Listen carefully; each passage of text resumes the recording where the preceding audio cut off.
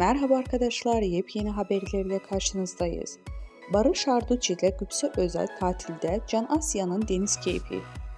Yaz aylarını Çeşme'deki evlerinde geçiren Gülse Özel ve Barış Arduç, geçen Perşembe'de Çiftlik Köyü'ndeki bir plajda kızları Can Asya ile beraber denizde girerken görüntülendi.